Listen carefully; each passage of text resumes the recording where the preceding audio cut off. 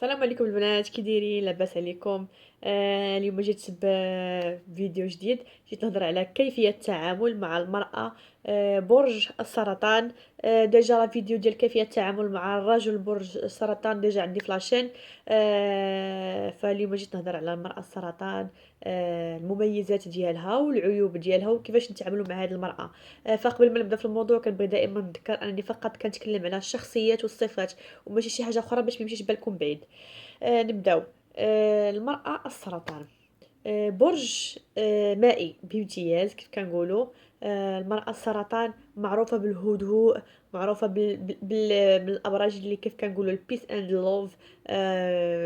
ما عندهاش مع الصداع والمشاكل بزاف، فكتحاول تهرب من المشاكل والصداع ولو ان المشاكل كيجيو حتى لعندها. المهم نبداو بالمميزات ديال هذه المرأة ونبداو مع اول ميزة. اول ميزه كاينه في هذه المراه الرائعه هي ان المراه السرطان كتقدر كيف كنقولوا كتقدر تدور المنزل بطريقه حكيمه. يعني المراه السرطان الا كانت مزوجه فغادي تعرف لدارها كيف كنقولوا. تقدر دير اداره المنزل ديالها بواحد الطريقه زوينه، طريقه كيف كنقولوا حكيمه. مراه اللي بعقلها اللي غادي تعرف تسير دارها، غتعرف تسير ولادها، تعرف تسير اي حاجه دايره بها. وانسانه ماشي كتخسر الفلوس بزاف، هي محبه للمال، كتبغي تخسر على راسها، ولكن ماشي من داك النوع اللي كيف كنقولوا غير كتخسر غير كتخسر غير كتخسر. لا، فكتعرفي كتحط مالها وكتعرفي كتحط فلوسها. هذه اول حاجه كاينه في المراه السرطان. ثاني ميزه هي المراه السرطان انسانه مرتبه، وعندها مع الذكور بزاف، وانسانه اللي مرتبه يعني في حياتها حتى في المنزل ديالها كتلقاي المنزل ديالها مرتب. اللي كانت عندها البيت ديالها ما مزوجه ما والو كتلقاي كيف كنقولوا البيت ديالها نظيف، نقي، كتلقايه مرتب في راسها كيضرها الا لقات كلشي مرون كلشي. كياكلها كيف كنقولوا كياكلها قلبها كتنوض، تخمل وكتنوض تقاد. كيعجبها الترتيب وكيعجبها الديكور، كيعجبها تشوف شي حاجه زوينه. كيف كنقولوا الجمال، كيعجبها تشوف المنظر اللي داير موراها ولا اللي حداها ولا دارها ولا بيتها، كيعجبها تشوفو زوين والديكوراسيون زوينه واي حاجه كتعلق بهذا الشيء فهي كتعجبها. ندوزو الميزه الثالثه في هذه المراه الجميله. المرأة السرطان الميزة الثالثة اللي فيها هي أنها امرأة هادئة، امرأة محبة للهدوء، امرأة محبة للبحر. وكيعجبها تمشي حدا البحر وتجلس حدا البحر اولا تخيم حدا البحر. فكتبغي بزاف البحر لان هي برج مائي. زائد ان هي كتهرب من الاجواء كاع اللي فيهم الصداع والمشاكل والغوات بزاف، ما كتقدرش عليهم. يمكن الحفلات مناسبات مرة ولكن دائما دائما دائما فلما ما كتقدرش فهي اغلبيه كتميل للهدوء والراحه النفسيه لان محتاجه انها ترتاح نفسيا. فهذه اهم حاجه عندها. ندوزو الميزه الرابعه على برج السرطان المراه. الميزه الرابعه على ما اظن في هذه المراه الجميله هي ان المراه القوس كيف كان المراه السرطان كتوفر الرفاهيه للزوج ديالها. شنو هي الرفاهيه؟ يعني كتحترمو كتقدرو، كيف كيقولوا كطيع راجلها. يعني كتوفر ليه واحد الحياه زوينه. غالا ما كانش هو يعني معها مزيان فهي كيف كنقولوا الا جيتيها في وقتها وتعاملتي معها زوين ولطيف ولقاتك انك انسان مخلص وانسان انك تستاهل الانسان انك كيف كنقولوا تغامر على ودك، فما غتلقاش مشكل مع هاد المراه، بالعكس غتفرح مع هاد المراه بزاف بزاف بزاف. فهي محتاجه الانسان اللي يعاملها مزيان، الانسان اللي يقدرها واللي يعطيها قيمتها واللي يعطيها الاهتمام لان هي مراه حساسه بزاف بزاف بزاف حساسه. فدونك خاصك تهتم بها، والا اهتميتي بها كون اكيد تهتم بها غير قدك، كون اكيد غادي تلقى واحد المراه وحده اخرى، واحد المراه اللي زوينه، واحد المراه اللي كيف كنقولوا كتامن الرفاهيه للزوج ديالها والبيت ديالها وكتقدرو وكطيع الزوج ديالها. فكتكون حياتها الزوجيه زوينه. لقات الرجل اللي يهتم بها كيف كنقولوا ولو غير نص في المية فهي غتهتم بك بزاف بزاف. لانها مخلصه. ندوزو الميزه السادسه على ما اظن. هاد الميزه هي انها المراه السرطان باش كتعجبني انها كتعتمد على راسها، ما كترضاش واخا تقدر بعض المرات ما كتبينش ما كترضاش نفسها. كيف كنقولوا من الشخصيات اللي نفسهم عاليه بزاف. فدونك ما كترضاش وما غترضاش شي واحد كيف كنقولوا يدخل ليها وبدا يوريها وبدا. فلا هي ما كترضاش ف كتعتمد على راسها وما كتبغيش تكون عالة على شي واحد، ما كتبغيش تكون عالة على شي واحد. فبالعكس كتعتمد على راسها وكتخدم على راسها باش دائما تكون عندها هي قيمة ووجود في المجتمع. هادشي اللي كيعجبني بزاف في المرأة السرطان. ندوزو الميزة السابعة او السادسة على ما اظن. هاد الميزة لان مرأة السرطان معروفة بها بزاف انها كتبغي الاطفال بزاف، عزيزين عليها الاطفال الصغار، ولو انها تكون ماشي حتى مزوجة، فكتلقاها كيعجبوها حيت هي بالطبع ديالها الهدوء لداخل، فكيعجبوها الدراري الصغار. لان قلبها زوين، قلبها كيف كنقولوا بيض، قلبها بحال الدري الصغير. فدونك داكشي علاش كتميل للدري الصغار، كيعجبوها. ولا كانت عاوتاني كتكون حنونه وطيبه، وكيميلوا لها الدراري بزاف، كيبغيوها وليداتها. وكتخدرهم وكتوقف معاهم حتى كتوقفهم، وكتشوف فيهم داكشي اللي بغات، كتبغي توصلهم. معروفه على الام السرطان ام حنونه محبه للاطفال بواحد الطريقه كبيره، وكدير داكشي اللي عمرها ما درتو ديرها على ولادها. تبغي حتى هي تقرا وتزيد تقرا باش كيف كنقولوا باش تخف مع وليداتها، فكدير مجهود وكتموت على الدري الصغار. ندوزو الميزه الثامنه في هذا البرج الرائع. هاد الميزه هي انها صبوره. المراه السرطان صباره، وكيف كنقولوا بزاف الاحيان صباره وكتضحي، ولكن كتضحي كيف قلت مع الانسان اللي كيكون معها. كيف كنقولوا اغرس غرس الانسان اللي شافت ولمسات فيه، لمسات فيه الاخلاص ولمسات فيه الحب الحقيقي من جهتها، فكتكون امراه كتضحي من اجلك، وكتكون مخلصه وصبوره، كتصبر في الاوقات، ولكن في الاوقات الشاده. ولكن راه حتى هي راه كتعصب ومتقلبه المزاج. حنا غادي نمشيو للعيوب ديالها ان شاء الله بعد نساليو المميزات ديالها. ولكن معروفه بالصبر، معروفه بالتضحيه مع الناس اللي كيبغيو، مع الناس اللي كيبينوا لها انهم كيبغيوها، وكتشعر بالدفء ديالهم والحنان، لان هي محتاجه الحب ديال الناس، ومحتاجه للناس اللي دايرين بها انهم ولو يقولوا غير كلام جميل، لان هذا الشيء كيزيد يرفع من المعنويات ديالها. ندوزو الميزه ما قبل الاخيره.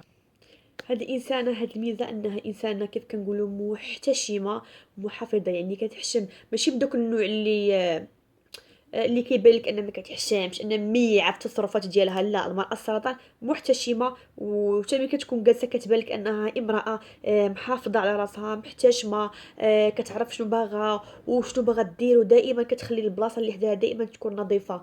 وزائد ان في هذيك ديك الحشمه وديك الثقه في النفس، فكتعطي واحد الحياه زويونه، حيت كيف كنقولوا كينسجم الخجل والحشمه والثقه في النفس.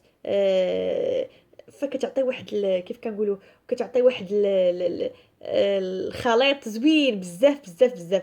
فاحسن زعما المراه اللي فريمون تستاهل انك تجلس معاها وتسمع ليها، ولو ان فيها شويه ديال الترتره زايده، كتبغي تهضر وكتبغي توصل الميساج ديالها بواحد الطريقه، يمكن كتهضر بزاف باش توصل الميساج ديالها، فماشي هذا عيب، ولكن كتبغي توصل هذاك الرساله اللي باغا توصلها بطريقتها الخاصه. فبعض الناس كيوصفوها فيها الترتره، كتهضر بزاف، ولكن فقط غير باش توصل الميساج ديالها، باش توصلو، باش تفهم انت الميساج ديالها.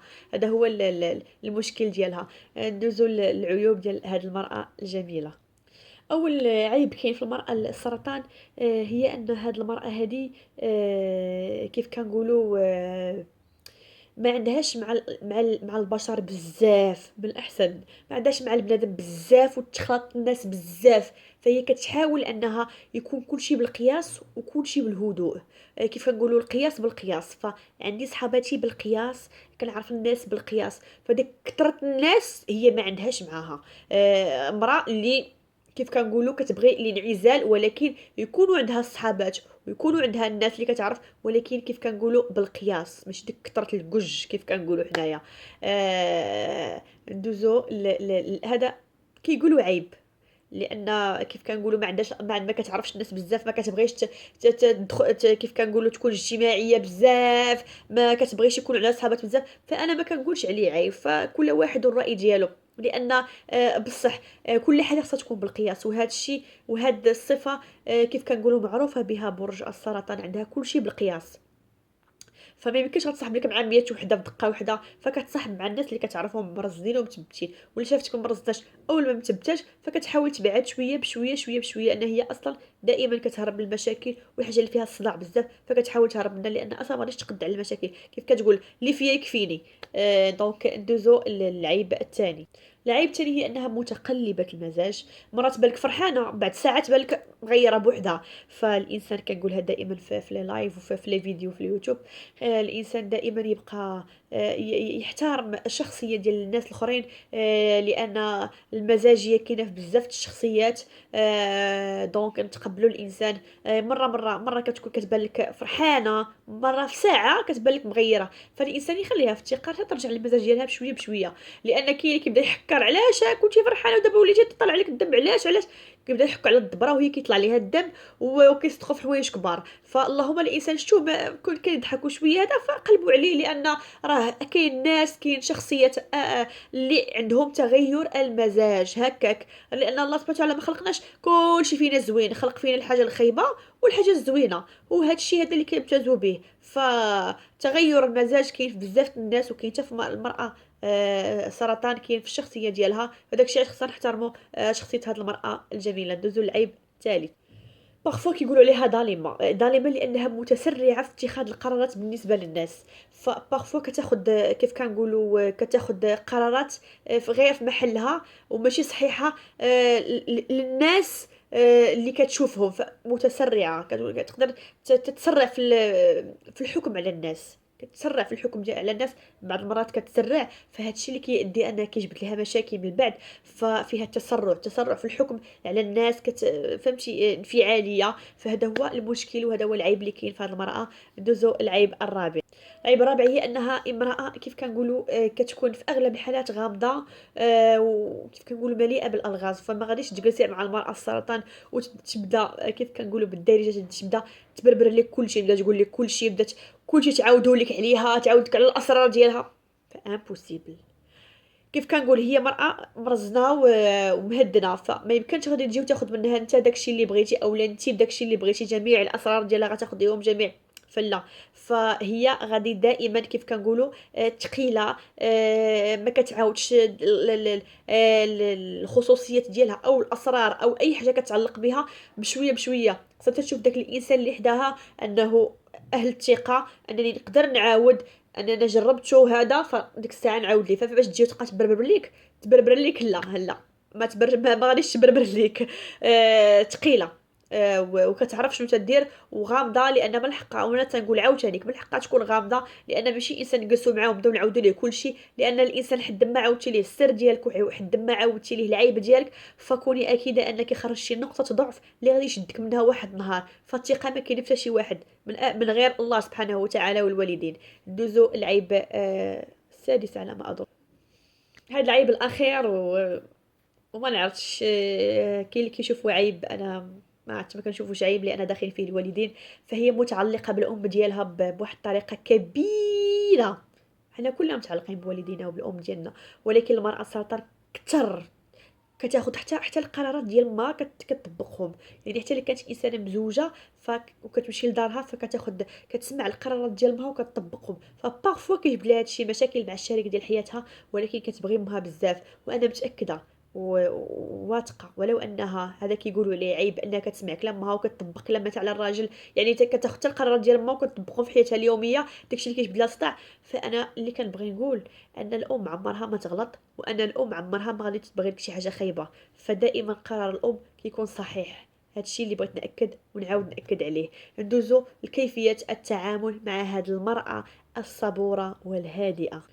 قبل ما ندوز لكيفية التعامل مع هذه المرأة، فنسيت ما قلتش أن واحد العيب فيها هو الغيرة والشك. فهي كتغير بزاف على الشريك ديال حياتها بواحد الطريقة كبيرة، فكتغير وما كتبغيش تشوف عليه شي حاجة فلو، شي حاجه ماشي هي هذيك. فغادي كيف كنقولوا غادي تنفعل وغادي تفقد فيك الثقه. لان حاول ما تفقدش، حاول ما تخليهاش تفقد فيك الثقه، حيت الا مشات فقدت فيك الثقه فصعيب باش تردها. هي اصلا صعيب باش كتحكي الاسرار ديالها وصعيب باش تعطيك كل شيء. فالا مشيتي تخنتيها او لا درتي الغيره ديالها فغادي تفقد الثقه فيك، ولا فقدت الثقه فيك تولي العلاقه ماشي وكتلاشى. فمن الاحسن بنادم يرد بالو. ندوزو لكيفيه التعامل مع هذه المراه. اول طريقه الا بغيتي تتعامل وتكسب قلب هذه المراه، فهي كيف كنقول انها مراه مساعده، كتبغي تساعد الناس، كتبغي تعاون الناس، سواء بالهضره سواء ماديا معنويا. فدائما كتلقاها يعني امراه واقفه في جنب الناس، ما كتخلاش على الناس، حيت قلبها طيب بزاف. ولو ان الناس كيجرحوها بعض المرات وكيستغلوها بعض المرات، ولو ان هي صعب باش تستغلها، ولكن ديك طيبه القلب وداك ديالها، طيبة القلب ديالها وكيف كنقولوا الثقة الزايدة. فدونك تقدر بعض المرات كتعرض للاستغلال بارفوا، ماشي دائما. آه هذا هو المشكل اللي كاين. فقلت لكم اول معامله الا بغيتي تتعامل مع هذه المراه هي انك تظهر الحاجه ديالك ليها، انك محتاج ليها، انك محتاج ليها تساعدك. فهي اول حاجه كتقول هذا راه محتاج ليا ساعدني. فدونك كيف كنقول نوقف معاه، وكيمشيو دوك الحواجز دوك الصعيبه في اللي كتبدا بهم، فكيتقطعوا كيف كنقولوا. اول حاجه كيف كنقول اظهار الحاجه، بين انك محتاج ليها، باغي المساعده ديالها، فكون اكيد غتلقى مرا حداك خطيره وصباره وغتوقف معاك حتى لاخر نفس ديالها. ندوزو المعامله الثانيه. المعاملة هي الذكريات العائلية. المرأة السرطان عندها علاقة كبيرة بالذكريات، فهي دائما كتفكر في الذكريات. هذا هو المشكل اللي عندها، أنها دائما عندها علاقة بالماضي، دائما كتفكر في الذكريات اللي فاتوا، دائما كتفكر في الماضي، دائما عندها الماضي حاضر، دائما الماضي عندها حاضر في بالها. هذا هو المشكل اللي كيتسبب لها بعض المرات في اكتئاب، بعض المرات في حالة نفسية متغيرة. فدائما كتفكر الماضي، سواء زوين، سواء الماضي زوين أو خايفة، دائما كتكون عندها كتفكر كيمشي بالها يعني مع الماضي، فكتفكر الذكريات سواء الزوينات سواء الخايبه. الا بغيتي تتعامل مع هذه المراه ففكرها بالذكريات العائليه ديالها، جبد ليها مواضيع على عائلتها والذكريات ديال عائلتها والطفوله، وبين ليها مدى كيف كنقولوا مدى عظمه العائله ديالها والمميزات ديالها. هادشي كيشعرها بالفخر والرغبه في الاقتراب، يعني هادشي كيشعرها انها مفتخره براسها وغادي ترغب انها تقترب لك، لان جبتي لها واحد الحاجه اللي هي من نقط الضعف ديالها، هي انها الذكريات، هي ما كتنساش الذكريات، عندها علاقه كبيره بالذكريات. ندوزو للمعامله الثالثه، التمهل. المرأة السرطان شوية بشوية باش كيف كنقولوا تبيئات خصها بزاف الوقت باش ترتاح ليك، هذه اول حاجه، وتبوح لك بالمشاعر ديالها. فماشي غادي تجي كيف كنقولوا في الشهر الاول ولا في السيمانه الاولى تقول انا تنبغيك انا هذه، فلا. خصها الوقت باش تبادل معاك المشاعر اللي كتحس بهم من جهتك، وكيف كنقولوا المهل بالمهل كيطيب الدجاج كيف كنقولوا بالدارجتنا. فهي خصها المهل وخصها التأني، وخصها تعرف مع من كتعامل باش عاد تبوح لك بالحب ديالها. وهذا الشيء الا باح، لان كتحشم انها تبوح بالحب ديالها. فالتمهل والصبر، ولو انها تكون كتبغيك، فداك الشيء الداخل في قلبها خلي الوقت اللي غادي تخرج فيه ديك الكلمه اللي غتقولك انا مثلا كنبغيك، او لا انا محتاجه لك الحب ديالك وهذا وهذا. فخصها واحد شويه الوقت. فماشي من الشخصيات المتسرعه في القرارات ديالها، يعني بالزربه تقولك انا تنبغيك انا هذه، فلا. ندوزو المعامله الاخيره، الهدوء. خاصك تكون هادئ مع المرأة، لأن إلا مشيتي ترفعتي صوتك بزاف عليها، أو لا مشيتي عليها حتى مع الناس اللي هي حداك، مثلا جالسه معاك ورفعتي صوتك بزاف وليتي كتغوت على وديت شي واحد في داك المجمع اللي جالسين فيه او لا، فغادي تحاول تهرب منك، لان ما كيعجبهاش الصوت العالي، وما كيعجبهاش الراجل اللي كيبقى يسترجل يعني بزاف داك الصوت العالي وداك التحكم العالي. فهي ما كيعجبهاش هذا النوع ديال الرجال، حيت كتشوف فيه تصرفات ديال الدناءه، كيف كنقولوا ضعف الشخصيه، كتقول هذا شخصيته ضعيفه، داكشي علاش كيغوت كيهلل كيف كنقولوا حنا بدارجتنا. ف التأني والصبر والهدوء. الهدوء هي كتبغي الهدوء، محتاجه الهدوء، اصلا شخصيتها محتاجه الهدوء. محتاجه تمشي حدا البحر، تجلس حدا البحر، فهي كترتاح بزاف حدا البحر، كتخوي الطاقه السلبيه. فعزيز عليها البحر. المراه السرطان، المرأة كيف كنقول من ناحية الأمومة حنينة، حنينة جدا، حنونة، وكتبغي تتعامل مع الناس، وكتبغي تساعد الناس. ولو بعض المرات الناس كيجرحوها ومشكلة أنك تلقى أغلبية الناس ما دارش معاهم غير المزيان، ولكن كيردوها بالعكس. فهذا مشكل يمكن كيغيروا منها الناس لان شخصيتها زوينه. هي بعض المرات كتكون ما واثقاش في راسها، بعض المرات عندها ضعف في الشخصيه، بعض المرات ماشي دائما. داكشي علاش كتحتاج الناس اللي يشكروها، وكتحتاج الدعم من الناس، من الاقارب بالخصوص، يعني العائله ديالها كتحتاج الدعم منهم بزاف بزاف، لان الدعم كيقوي كيزيد يغذي الشخصيه ديالها ويرفع المعنويات ديالها. وإلا ترفعوا المعنويات وتغدات الشخصيه القويه ديال هاد المراه، فغادي تلقاو واحد المراه خطيره رائعه بزاف. من غير هاد المواصفات الجميله فغادي تشوفوا مواصفات اخرى. فما كتبغيش اللي كيطيح بشانها واللي كيستفزها واللي يبغي يعني يبين رجولته الزايده عليها، فما غتقبلش بك، لان هي اصلا باغا جو ديال الهدوء. لان فريمون الا وصلت ليها حتى للعظم واستفزيتيها فكون اكيد غادي تشوف واحد الوجه خايب، وغادي تنوض وغتعطيك شي كلام اللي غادي يجرحك، وغتمشي بحال هو تنسحب كيف كنقولوا، سوا من المجمع سوا سوا معاك. فمن الاحسن ان التأني والصبر مع هذه المرأة الجميلة، وهي كتبغي التفاصيل، كتبغي تعرف كلشي على الانسان. كيف كنقولوا هي ماشي سهل باش كتبين الحب ديالها، داكشي علاش كتبغي التفاصيل عليك، فحاول تعطيها جميع التفاصيل. حاول ما تكونش غامض، اولا حيت هي فيها الغموض شويه، فحاول انت ما تكونش غامض ولا تكون كيف كنقولوا كتاب مسدود.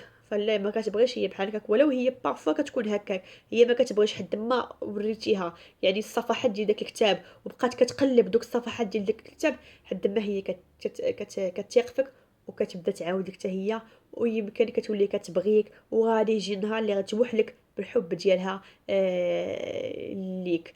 هي كتبغي الاهتمام زايد، حساسه حساسه بزاف، حساسه، كيعجبها الاجواء الرومانسيه بزاف. كيعجبوها الشموع، الورد، اي حاجه فيها كتعبر على الرومانسيه، اي حاجه كتعبر على الحب ديالك الاتجاه ديالها، فهي محتاجه ليها وكتبغيها وكتقوي الصله بينك وبينها، لان هذا الشيء كيرفع ليها من المعنويات ديالها وكيفرح ليها القلب ديالها لداخل. عاد كنعاود نقول حساسه وانسانه اللي حنينه، فهي محتاجه لهذا الشيء هذا. ودائما واخر كلمه غنقول هي عندها علاقه كبيره بالذكريات ديالها. هاد المرأة الرائعة اللي مراتو من بورساطان يتهلا فيها، فهو عنده مرأة زوينة خاصك تعرف تتعامل معها، وغزالة. الأخت يتعامل معها، لأن المرأة السرطان أو البنت السرطان كتكون حنينة. بعض المرات كتكون سمية، بعض المرات كيف كنقولوا كتكون سميه، ولكن مع اللي كيجبدها واللي كيكون معها سمي، اللي بصح كيكون معها سمي حتى هي غادي تكون معاك سميه. فدونك مراتك تهلا فيها، اختك تهلا فيها، بنتك بالبرج من هذه الشخصيه فتهلا فيها. وكنتمنى لكم التوفيق والنجاح في حياتكم. شخصيات سرطان كان حماق عليكم، والله يعاونكم. وضروري تفرجوا في هذا الفيديو، من تفرجوا فيه ان شاء الله خليوا لي كومونتير لتحت ضروري. الله يعاونكم والله يسهل عليكم البنات.